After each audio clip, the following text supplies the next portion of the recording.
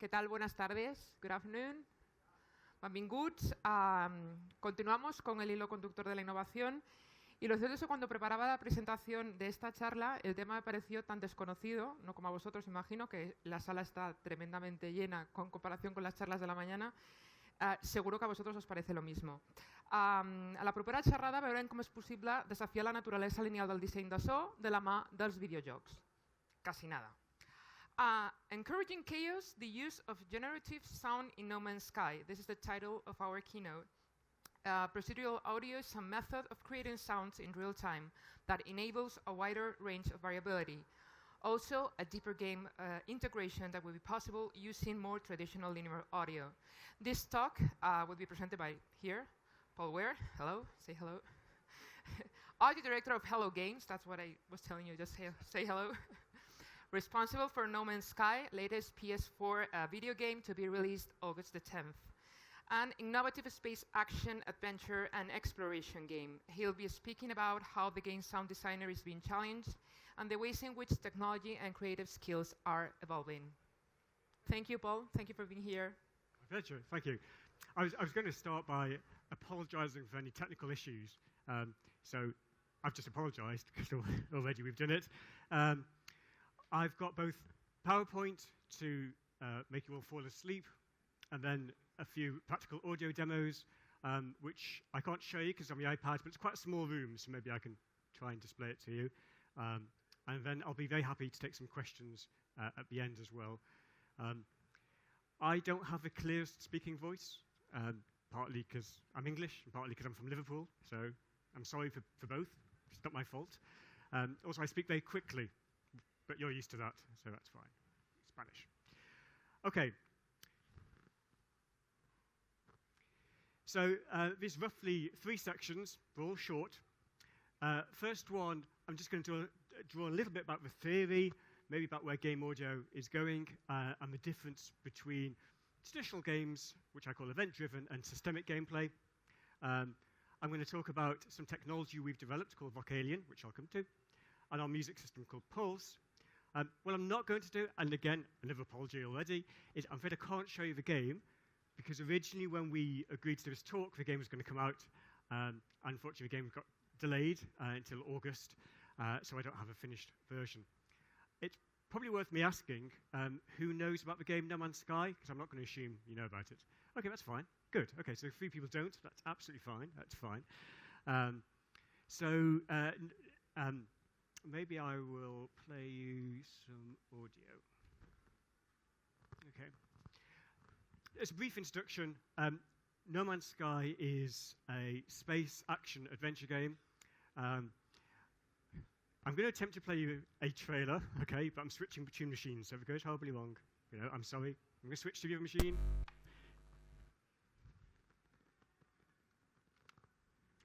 Okay.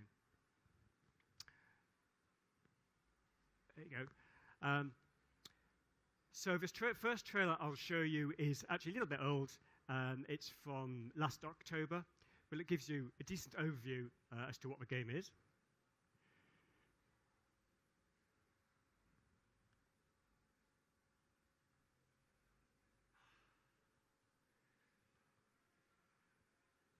That's assuming we have oh, there you go. This is the way you do sound checks.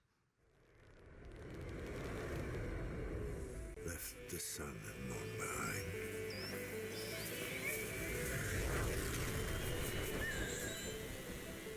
Galaxies waiting to be found.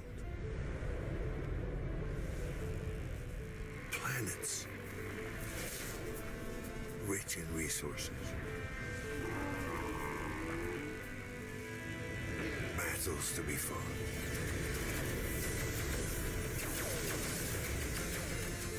Treasures unknown.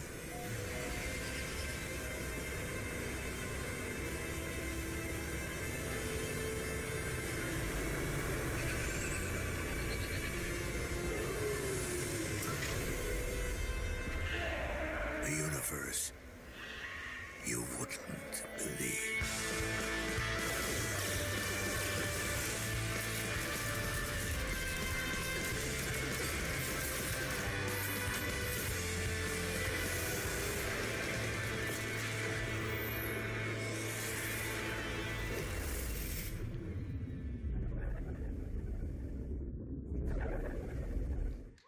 There's a lot more. Don't clap, don't clap. I'm going to talk over this next trailer because it's from IGN and it's got some quite annoying Americans talking over it. So no offense if anyone's American. But then I can describe a little bit more about the game itself. There we go. So the concept of a game is that you play in a galaxy. It's literally galaxy-sized, well, actually a universe, so that the planets themselves are constructed mathematically, what we call procedurally. So they're not handcrafted. We haven't gone around building all the worlds. They're based on a set of algorithms. So there's landscape generation. As you can see, there are creatures. There's AI behavior on the creatures. There's weather systems, ecosystems. And your job is to explore them, to gather resources, to have adventures, to avoid being attacked by the creatures, to level up. There's a whole leveling up mechanic, which we haven't actually shown publicly yet. And it kind of takes the concept of procedural games and procedural gameplay kind of a little bit further than people have done so far. It's developed, as you heard at the beginning, by a company called Hello Games. Most of the time developing this game has been about 12 of us, around about 12. We are about 24 at the moment. So we've doubled in size, but 24 people in the games industry is still not very much. And a big AAA title could easily have 200-300 people on it. So it's been quite a journey, quite a task to build this game. Then as a sound designer, my job obviously is to fill these worlds and the space with sounds, with sound behaviors. In some cases, with new audio technology, we've had to build for the game, which we'll get onto. And it's a very hard, as you can see, it's a very difficult game to work with from my side because it's so vast. And it's a very, just testing the possibilities is difficult, right? It's a real challenge creatively. Okay.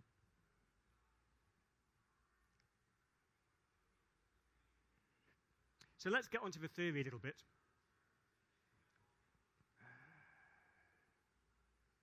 Fine.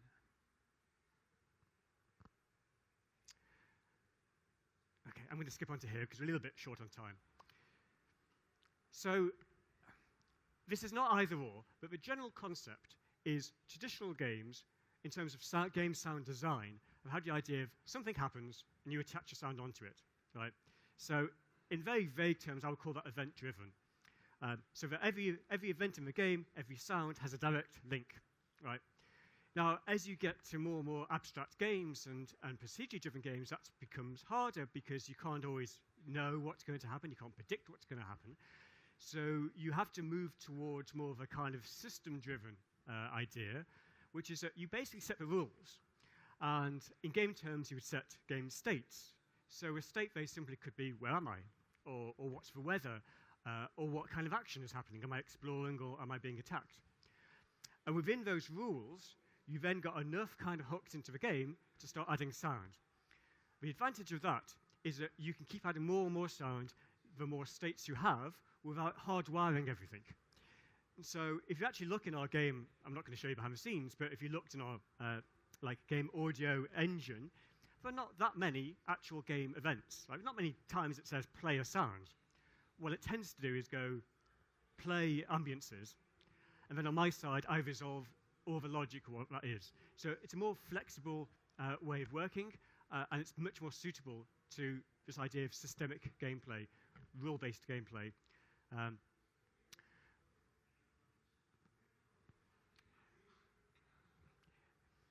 The difficulty of this, as we've got here, is you can it kind of explodes into complexity, right? So if you've got an event-based system, which is still very good for narrative games, I've made a sound, I've connected it, it plays. If you've got a rule-based system, you need to start thinking about all the possibilities of where sound may play, may not play, and it becomes difficult, challenging, but actually quite rewarding. So that's all. That probably is meaningless to some of you, and that's fine. By way of example, I'm going to play you some audio on this machine, just as an example of how we use states. And I have to say, this is nothing new to No Man's Sky. Like, this is what people do. we're using a system called WWise, which is a very common game audio system. Right? Everyone does this, so this is not an innovation. But it is an interesting way where we're moving towards much more kind of modular, much more abstract audio. So I'm just going to change machines and see what I can blow up this time.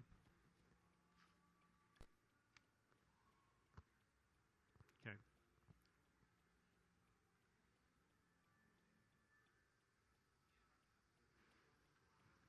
Oh, I'm the wrong one. There we go. So, a spectacularly and interesting sound, some rain. Right. I'm very proud of our rain system. So, some planets might rain. So, it might be a planet which has very kind of lush biosphere, and if there's a percentage likelihood it might rain. Okay, that's fine. But because we're system-driven, I can do a thing of saying, well, where am I? And it's raining. So maybe I'm not above ground, maybe I'm in a cave. So again, in the old days, you'd have to go, all right, well, enter cave, play cave sound. You don't have to do that now. I can simply say I'm in a cave.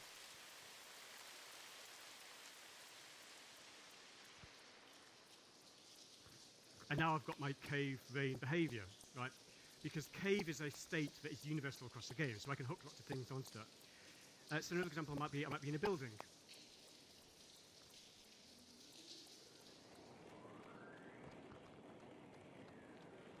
So it's quiet a bit in here, you can hear a little pitter-patter of the rain.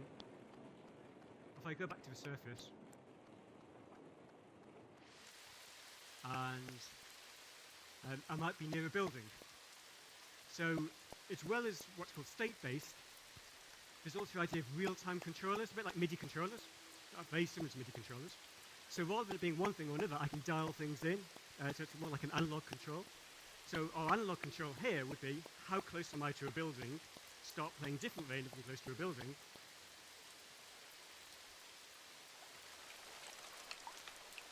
And you get a bit of that, pitter-patter. We might be in a storm, so I can turn up the storm. It'll slowly come in.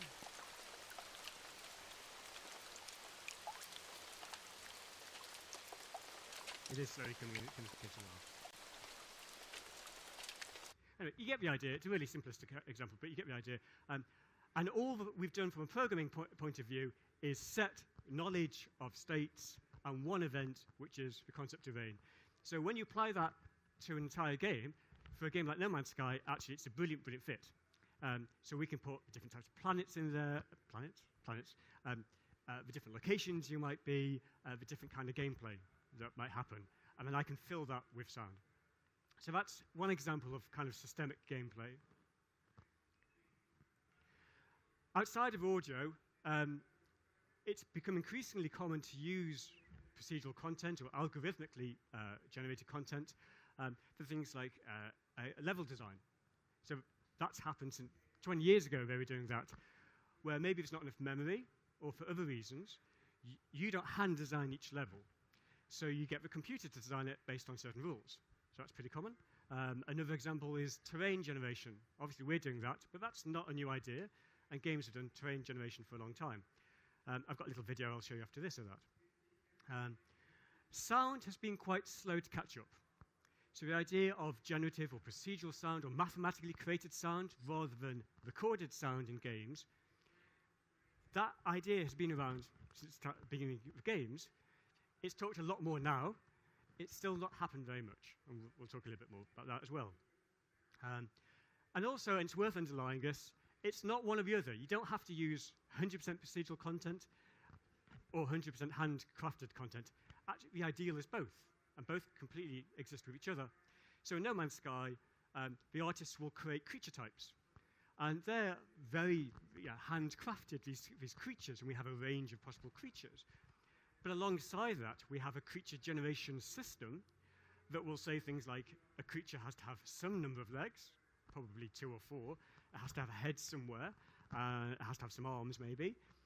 But what the size of those arms, the textures used, kind of the actual shape of the creature can be hugely variable. So it fits within a template, which is crafted, but there's a lot of variability within that template, right? Which is how we're able to create the game.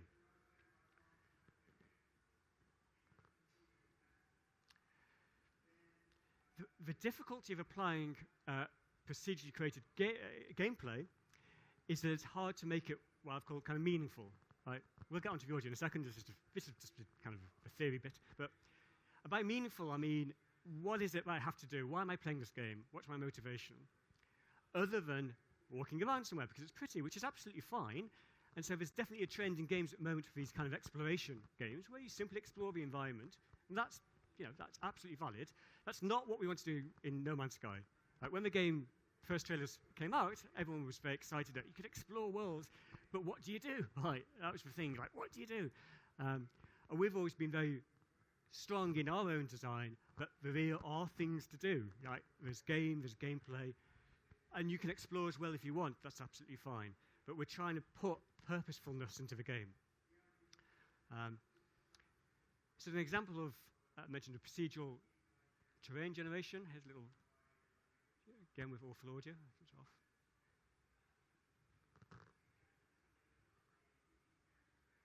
So this is a commercially available program where algorithmically that terrain has been created. The texture, that is the actual kind of graphic overlay, is real, but all the landscape itself isn't real, right? It's just mathematical. Landscapes are particularly good for this because they obey fractals. But it creates quite convincing landscapes. There's plenty of tools you can play around with that. I'll just skip forward a little bit. Okay. So let's get a bit onto procedural audio.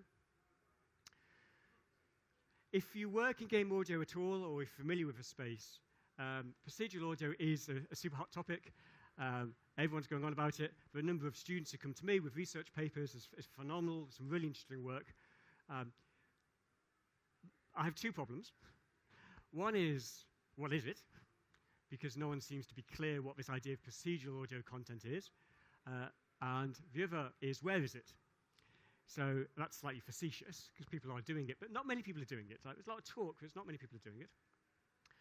And so some of the areas that it crosses over, and I will try and define it more clearly in a second, but the idea of physical modeling. So that's one idea. So the idea is that if you mathematically describe an object, it could be a musical instrument, and Yamaha have done this for years, then you can recreate the sound of that instrument with all its behaviors, right, with all its quirks. So it must be about 20 years ago that Yamaha came out with a VL10 20M. You're nodding over there, it's one of those. Which created some really interesting, pretty convincing violin sounds, for example. So strings and wind instruments are the more common types to model, right?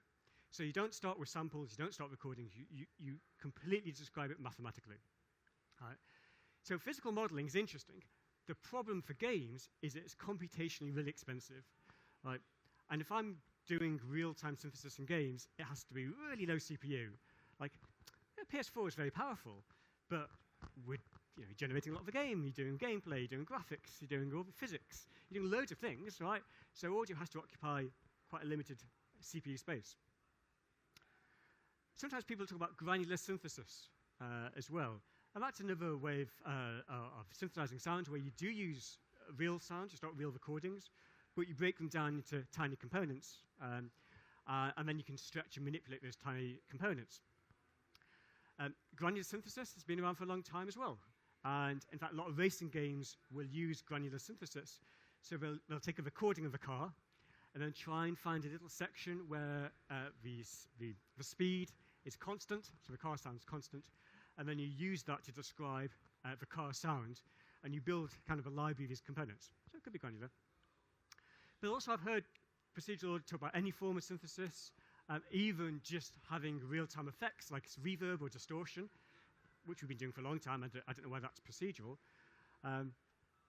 Or indeed, I once heard it described as any form of sound creation where you're using a different object from what the sound is. But for me, that's what a sound designer does, right? That sound design, it's not procedural audio. Procedural has to be something different. So in a very vain attempt to define it, I've got definition next. I think I've covered this. Okay, real-time synthesis as well. So that's not a new concept. If we go back, again, 20, 25 years, 30 years, the earliest computer games had to use real-time synthesis because there wasn't memory space for recordings. So that's not a new idea. Part of the issue is there aren't many tools for doing this. So there's a language called Pure Data, which is a programming language for audio DSP, which some people use. And there's a game version called libpd. This game sounds, there's other companies who are playing in this area, but there's no off-the-shelf tool set for making procedural audio in games, right? Which, if you want to use it, is a problem. Okay. I'm going to quickly skip over this as well. Okay. So why would you want to use procedural audio? This is coming to the point. Well, if our gameplay is systemic, so if we don't fully understand what the game is going to do at any point, then it would be great to have an audio system that can reflect that. So more of an analog audio system that has much more complex behaviors than maybe just playing a bunch of pre-recorded sounds. So that's one reason. Another reason may be adaptability. So you might want not just lots of behaviors, but a big range of sounds that might be difficult to record or too time-consuming to record. Sometimes it's a question of believability. So I don't like to talk about realism, because as a sound designer, I'm not usually trying to be realistic, unless I'm doing a simulator. I'm trying to create a world that convinces you it could be there. So it's believable, suspension of disbelief. That's what I'm after. It's the classic film sound design thing of you use objects to record that aren't the objects that you expect them to be. So, for example, this is not the greatest example, it's the only one that comes into my mind. A body fall, right? Games, films always need really good body falls. People punching, falling on the ground. Right? It took me years. Like, I could never get a good body fall. Just couldn't record one. And then I happened to work with a very accomplished film sound designer, and all he did, and it was so beautiful, he just used like gardening gloves, like leather gardening gloves, and literally just kind of hit the floor and scrape the floor. And it sounds pathetic. Right? It sounds awful. Like when you listen to it, when you hear it recorded, it's perfect. Right? So it's one of those things that your brain fills in the gaps. Okay? So that's why I don't like realism. So like if I personally had to boil down what procedural audio is, then I kind of come up with this. And this ties some of those ideas together. So it has to be real time, because it's reacting to the game, and the game is affecting it. If it's not using synthesis, then it's kind of what we're doing already. Right? So there's nothing new about manipulating samples. And the idea of physical modeling, so modeling an object and its sound properties, embedding that within the game and giving it behaviors derived from the game, seems to me to be a pretty reasonable definition of what I would say procedural audio is. Right? So the point of all that is this idea of vocalion. Okay? This demo may go horribly wrong again at this point. Okay? It may crash horribly because I'm going to try and do a live demo on this machine. So vocalion is a bit of technology that we've created. It's a real-time synthesis plugin to create creature vocals. Okay? So modeling a vocal tract is well known, and you can find many papers on that, especially medical research. That is no good to us, because the quality of the audio from those examples is nowhere near good enough to be usable in the game. CPU-wise, it's not real-time, and actually there's loads of patents in the area as well, and all sorts. But the concept of saying what is a vocal tract and how does it work is reasonably well understood. Right? So what we try to do is take that concept and package it all up into this plugin that will sit with WIs, listens to the game, and then all the creatures in our game vocalize using synthesis. So there's no recordings at all, because like, how am I going to record alien creatures? That's a bit of a problem. And how am I going to record millions of alien creatures? Right. So that's why we decided to create it. And actually, it's several components. So there's a synthesis component, which I'll play you, if it all works. There's also a controller component, this little fella here. So one of the things that sometimes people forget is a synthesizer is only a synthesizer, only makes sense if someone's performing it, if someone's playing it. So either the computer has to play it, or you have to play it, or someone has to play it. And it's much better if you can play it, and then teach the computer what to play. So that's kind of what we've done with this. So our plugin, this isn't a plugin, this is a control surface for a plugin. And I'll talk through some of the parameters. I've got a screenshot on the slide so you can see it better.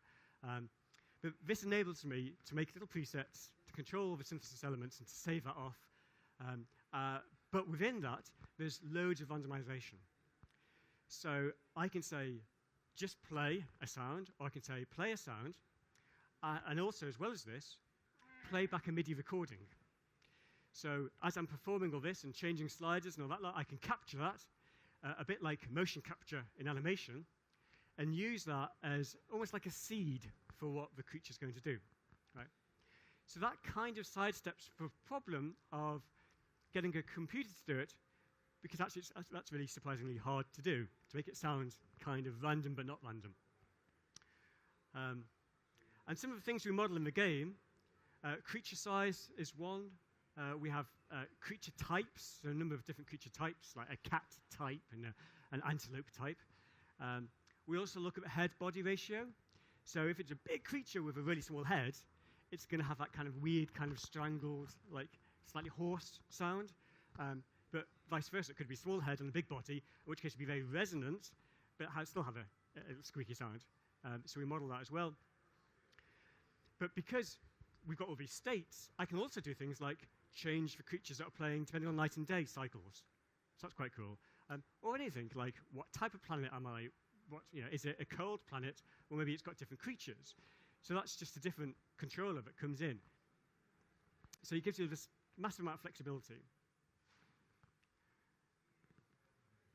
Right, this is the one page. Like, I'm not the guy who programmed this, okay? The guy who programmed this is a lovely guy called Sandy White, who wrote a game called Anti-Attack many, many years ago. Absolute genius programmer. So this is his slide to do, not my slide. Okay, so if I get it wrong, like, that's why.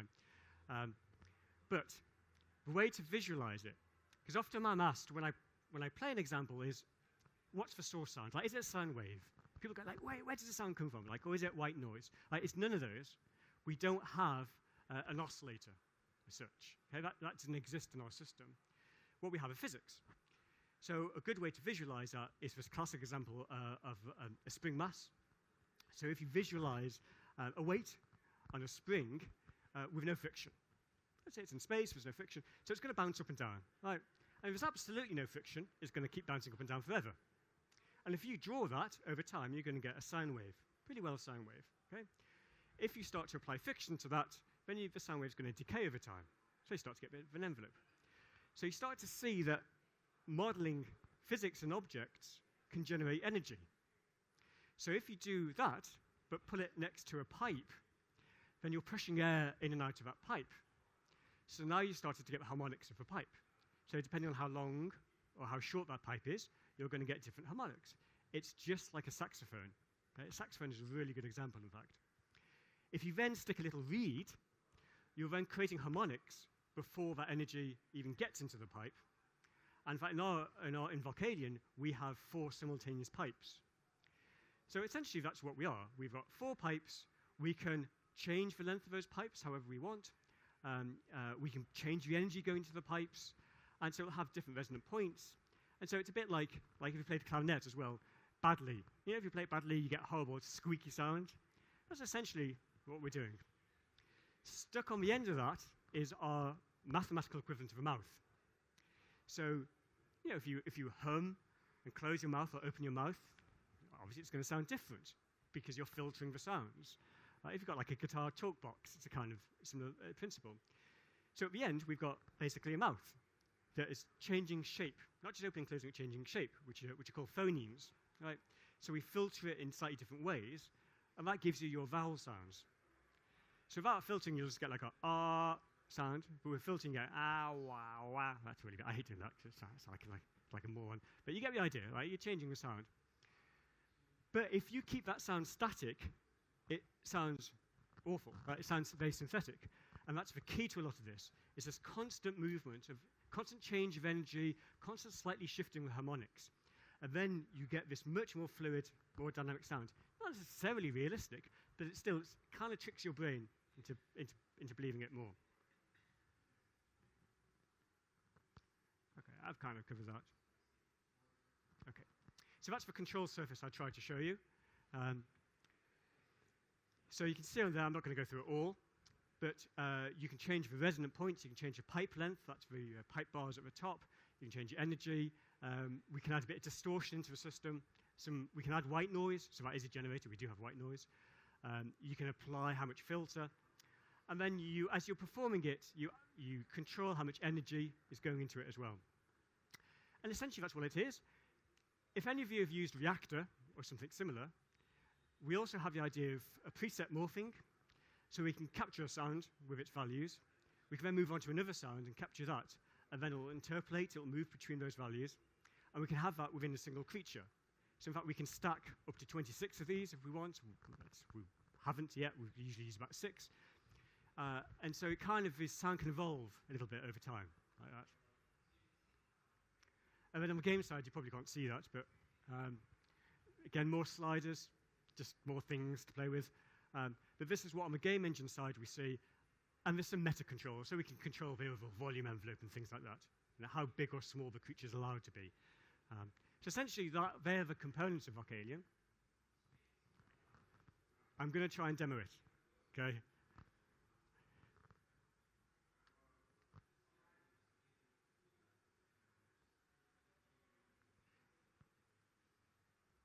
It fills me with fear doing this.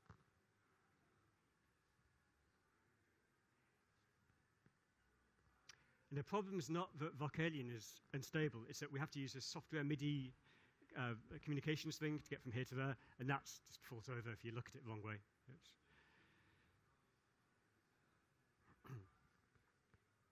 Okay, it's possibly working.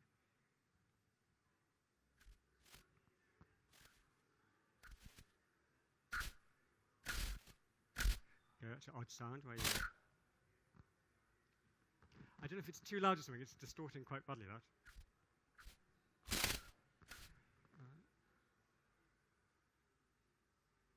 Okay. We're just going to restart that. It's gone wrong already.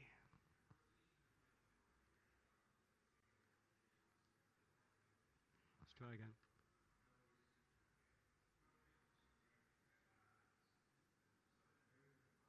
I had this all prepared.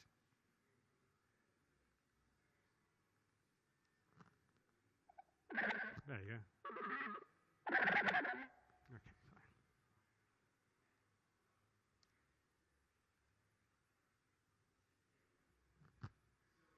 Okay, so as you can see, I'm actually using the gyroscope on this to change the energy. It's quite a wobbly guy, this one. Oh, I know why. Turn that off. There we go.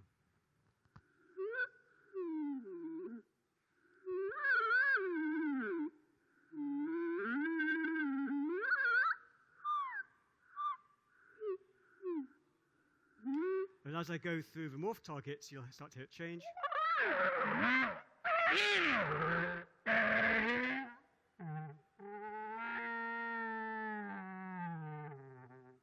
And you can hear where the breakpoints in the voice, right? Because those are the resonant points where it's switching from one pipe to the other.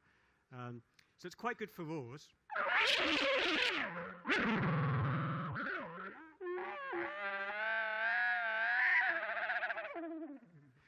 So that's something that I can capture that as a rough performance. But pretty well all those values you see on there have randomization as well. They've got a little bit of jitter. So I can say, yeah, play that, but add or deduct elements of that. Also, we have this cool function, this will go wrong. But like Reactor, we can randomize the preset. So just completely change it. So we start from here. I'll hit the randomize button. There you go.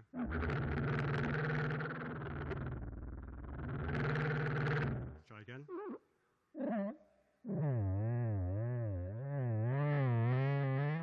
It's quite wobbly. That doesn't sound very good, but that's fine. That's what you'll get from it.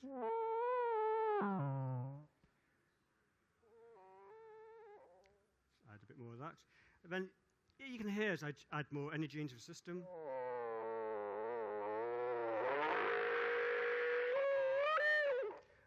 And then I can change the size. So at the moment, I'm in kind of 50% of size.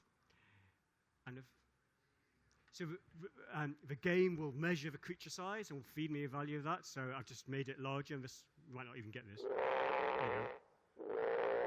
That's actually pretty good, that one. That's not bad.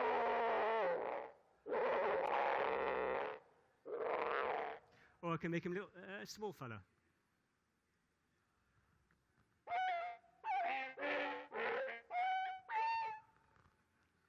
There you go. If I push the values all the way up, you'll start to get some very weird harmonics coming out.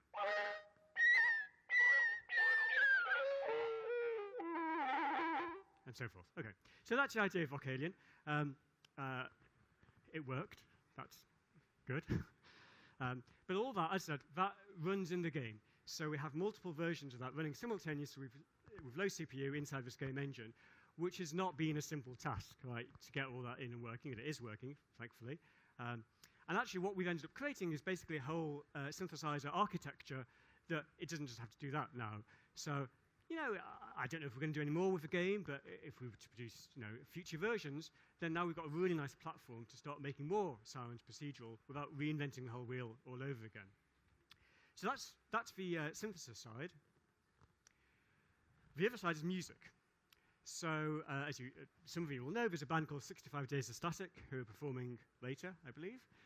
Lovely guys. They've written the soundtrack to the game. So they originally wrote an album. Straight album, we just said, go off and write an album as you always would, but we'll use the album in the game. Then what we actually did, what I did with them, is to go back to the band and start to rip apart the album. Like everything they'd made, literally just rip it all apart and start taking bits and ideas from it. And it could be like a guitar phase, it could be some drum loops.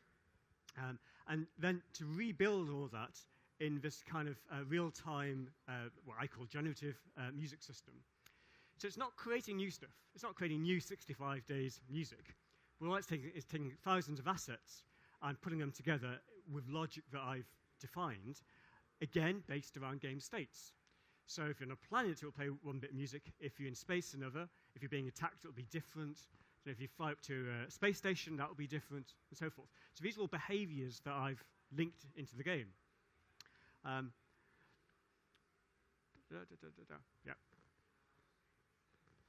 Again, you probably can't see that, but it's ugly because I'm not going to waste time making pretty tools. It's only for us to use. But the idea of the tool is that, again, we integrate really closely with the game, so I don't have to fiddle around with lots of lines of code and all this lot. I literally take some WAVs, I drop it into our application, I then say, this is a group of sounds, right?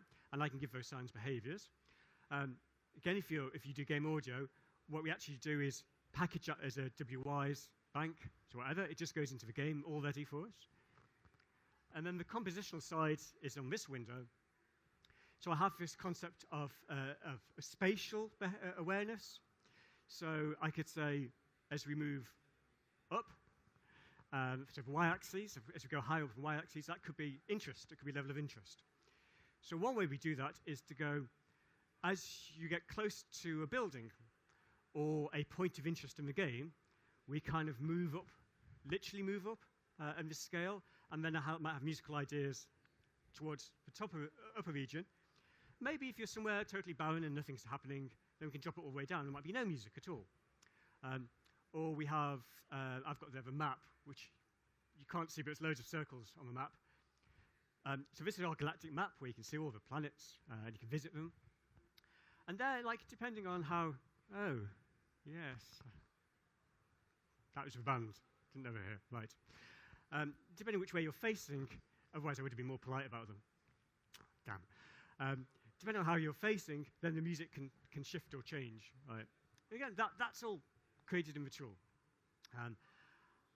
I'm going to attempt to play that as well.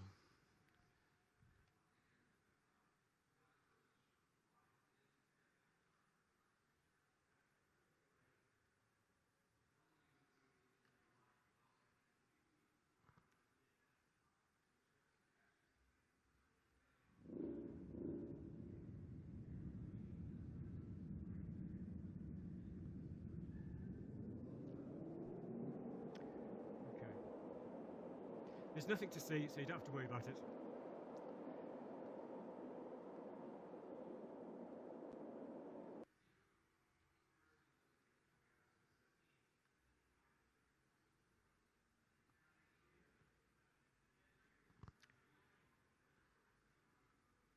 Okay.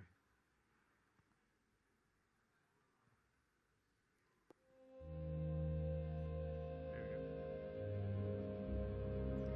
So what I have in front of me is our in-game tool to say I can force it to play planet music, for example. And what I can see, and you can't see, is it's spitting out whole other events at me. So it's now saying, oh, I'm playing guitar, I'm playing the chords, and all this lot. So it's taking that, and it's playing that behavior in the game. So I can very quickly make changes to that, add new sounds, change behavior, quickly export it, get it into the game, hear how it sounds in the game, and I can control the intensity in the game as well. So, I don't know if this one will change if I change this.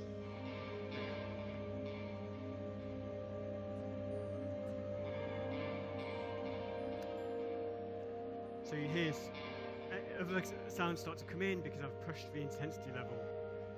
But we know what the tempo of the piece is, and we know what key of the piece is, so we can make sure things fit like that.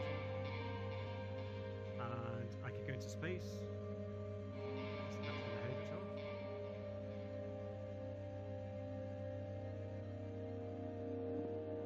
And there we go. So it's quite a subtle transition, and it's not exactly a crossfade. All we're doing is saying, stop playing planet, but let things decay in their own time, and start playing space and let things start up in their own time. And so you get this kind of nice, quite subtle blending where it's not always clear where the transition point is, but the music is changing kind of all the time.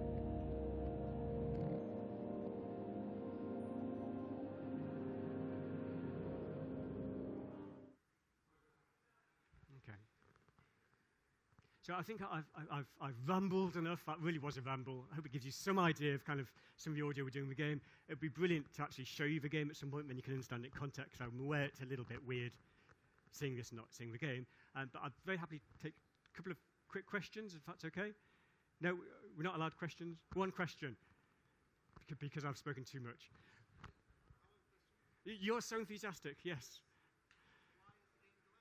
Why is the game delayed? Because we haven't finished it. Well, because it's a big, complex game with lots of behaviors, and it takes a unit of time. And if anyone's ever done any project management, they'll know that's the hardest thing to do in the world. So to quantify how long a task is going to take when you don't know the solution to the problem is an impossible task. Fortunately, we've only delayed a tiny amount of time. We've only delayed once, and it's only 2 months. Uncharted delayed 4 times. Am I allowed to say that? Uncharted delayed 4 times, right? Oh, it's beautiful. It's beautiful, absolutely. Yeah, absolutely. And hopefully we'll be well worth the delay. No. Thank you. Well, hopefully when the game comes out, I'll take your congratulations. All right. Thank you very much. That's very kind. One very quick question. Go on. You look right.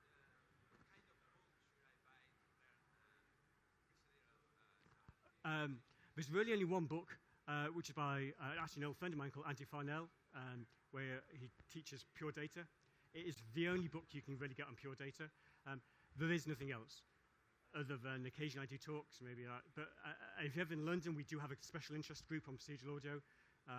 But unfortunately, because it's not a defined field. Like, I mean, it's also worrying. Like, why aren't there more examples? 5 years' time, I'm sure there'll be loads, because I know there's some great tools coming along, but not quite yet. Right, we better finish. Of course you have to finish. I'll be very happy to take other questions. I'll leave, but follow me if you want to ask other questions. But okay, thank you very much for your patience. It was a pleasure being here. Thank you very much. Thank you.